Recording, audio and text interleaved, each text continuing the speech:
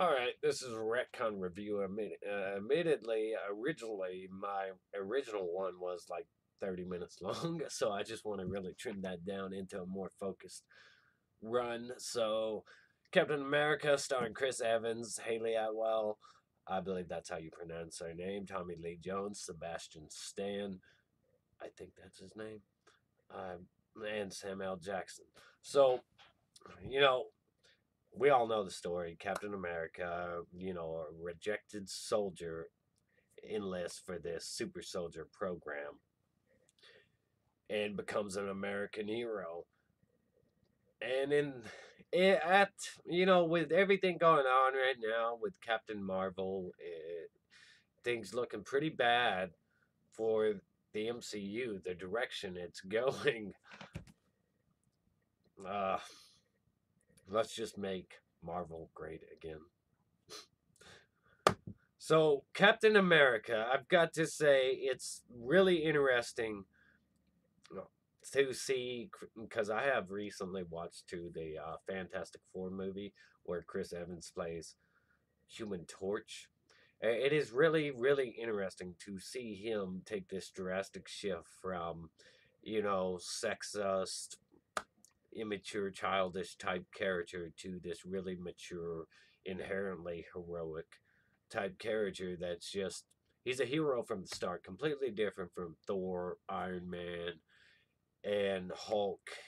He's got all those strong moral values already from the start of the movie, and a lot of people say that there should have been some kind of character deconstruction or something to really a lot of characters like they like to go dark with characters. Some people will complain that there's nothing for him. He's not really fleshed out or anything, but he is who he is. It's just the challenge of overcoming everything in his way. He repeatedly applies, trying to enlist the army and gets rejected. And I have friends who have been rejected due to medical problems and all that stuff. So it's a real thing that bothers some people pretty strongly. Seeing Captain America in here, like he just all the values. I'm 100% on board with Captain America.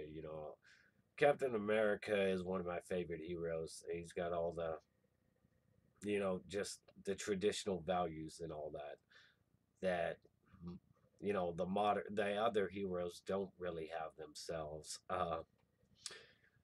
There's a lot of great performances in here, particularly I would like to highlight how great it looks when they have Captain America go from scrawny to muscular and buff. Like it's a very convincing transition. The way they have him looking all scrawny, it is very convincing. Even today, if you go back and watch the film, I mean, I know it only came out in like 2011, I think, but it just looks awesome. It'll probably stand the test of time too, with how convincing it looks. But you got Captain America.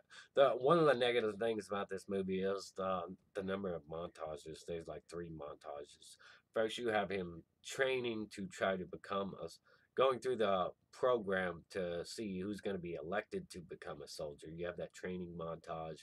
But I did like how he used brains over bronze on the climax of that montage to get a ride back with Peggy. Simply pulled those poles out of that flag post. That was pretty good. The second montage was the showboating shill mode he went through, where he just uh, after the doctor died and he became all muscular and enhanced, he just decided, yeah, they had nothing to do for him. It was over, and so he signed up to become this sort of shill and do these dance shows. And that was a clever way to get him his ridiculous costume, because to really explain that costume, how it came about, there's no other way than to say like he was a mascot. I thought that was a pretty clever way to do that. Even though I did find it like really out of character for him to go along with this for so long. Like he just wanted to be a hero and stuff, but it just felt out of character for him to shield to be loved and respected. Uh, but one of the strongest moments in this entire film for me is when he comes back with the Howling Commandos and all those guys, Bucky and all them that he saved from Red Skull's base, comes back and the score, the music, it was absolutely awesome. When you see him coming up and you see what's his Tommy Lee Jones character and Peggy Carter, them that moment was the most powerful moment of the whole movie for me. The third montage though was it glosses over a lot, which sucks because there's not admittedly there's not a lot of great action in this movie, and this just glosses over a lot of the adventures of Captain America and the Howling Commandos. It does leave room for later an opportunity for at some point to go back in time and flesh out those adventures. And my opinion is one of my least favorite things is the race change. They did went with the whole ultimate Nick Fury, and we never got classic Nick Fury, the smoking like smart ass. Uh, we never got him, and this was a perfect opportunity to introduce that version of Nick Fury as like the grandfather of the Samuel Jackson Nick Fury. Have him in the past leading the Howling Commandos, and have him in this movie, but they glossed over. They didn't have uh, classic Nick Fury in there, which kind of makes the movie feel off when it comes to Captain America waking up in the end to modern times where society's all different, and he meets Nick Fury, which has no ties to his past, which could have been more of a like a jaw dropper for him or whatever, and it could have helped the story feel like it really comes full circle.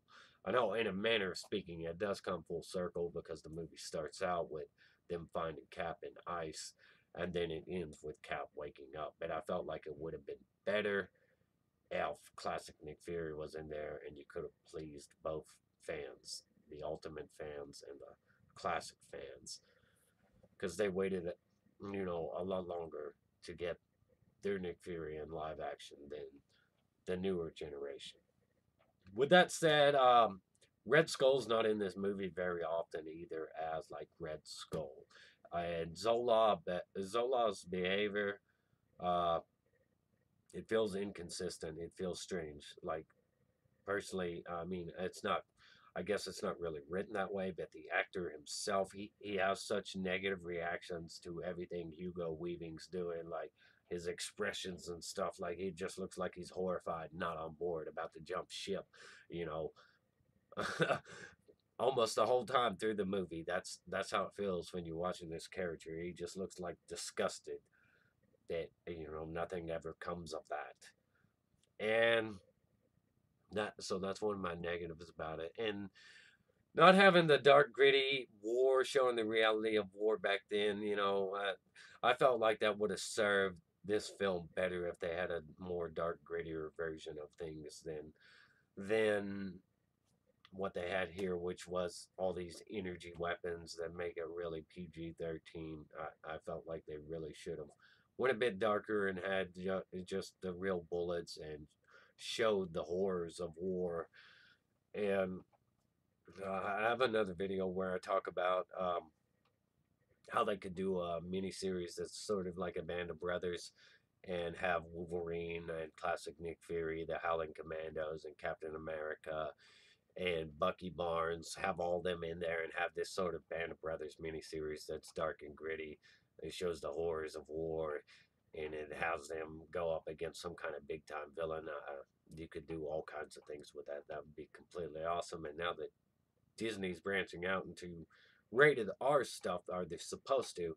And they have TV shows that they're gonna make. They could put something like that on Hulu, and that would be absolutely fantastic. See Logan and Captain America along with all them. But the movie itself, there are a few. I personally don't like Tommy Lee Jones. He's always the same guy in every movie, but here he's kind of funny. when he throws that, it was absolutely one of my favorite moments too. When he throws that grenade and Chris Evans, he's trying to prove a point to the doctor about he needs a soldier with guts and stuff. But the guy he wants to be inducted into the super soldier program isn't the one who dies on the live grenade he throws, which turns out to be a dummy grenade after Chris Evans dies on it and everybody else runs away like a bunch of cowards. Um, that was a really great moment for me. I really enjoyed that one. There's a couple others. There's two other like about three other nitpicks I have though. Like when Captain America gets captured by the Red Skull near the end, and they're talking to him, and it's apparent that the Red Skull hates him, especially.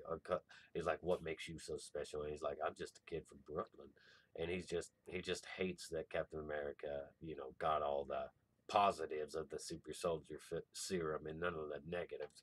But what really bothered me is when the Howling Commandos come through that window in the room and they give Red Skull a chance to run away. It's like, there's a window right there, and you guys can easily just slide through and break through it. Why didn't you just snipe him? So that's one of my nitpicks about the movie. It, uh, uh, and if it was that easy to get into his office, why did they have to do this whole elaborate thing? I guess it was to distract everybody or whatever, have Captain America get captured and think everybody would be caught off guard or whatever, distracted, looking elsewhere. Uh, Another thing about the movie is the whole shield thing. The vibranium when Howard Stark's talking about this is made out of the rarest metal, and they made a shield out of it. It's the rarest metal on Earth, and they made a shield out of it. So that didn't really make much sense. And Peggy Carter's behavior was pretty out there when she was mad at Cap. She fired a gun at the super soldier. Like, they put so much money into this program, and just because she's pissy because he was making out with another woman, which the woman actually, kind of jumped on him, and he just reacted. So Peggy Carter was really out there in that situation. I really did like her character, though, completely awesome. She even got her own series, which was pretty good for the first season. I don't remember the other season that well, but all the characters in here are pretty great. Red Skull was a bit lackluster, but he is a one-dimensional villain even in the comics. He looked great, though. His skull looked great. Um,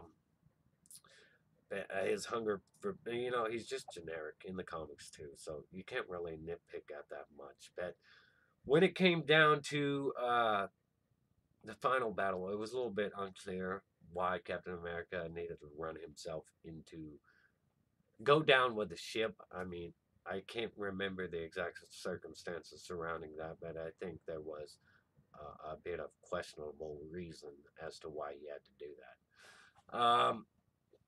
And one of the other things that really bothered me was just I, I can't remember exactly what it was, but it was something. There was something in there that really just stuck out to me, like it shouldn't be there. Anyways, Captain America was pretty great. The music, the costumes, the effects, the score. Uh, I found all that pretty great. But Bucky, falling off the train to plummeting to his death. That was a pretty traumatic experience for Cap. I like that scene, but I do find it hard to believe they were able to bring him back from that. Um, I would like to see more Captain America Adventures, but Chris Evans is probably out for good now, and the MCU looks like it's going to go in a whole different direction that I'm not fond of. Hopefully, I'm wrong. Hopefully, I'm wrong.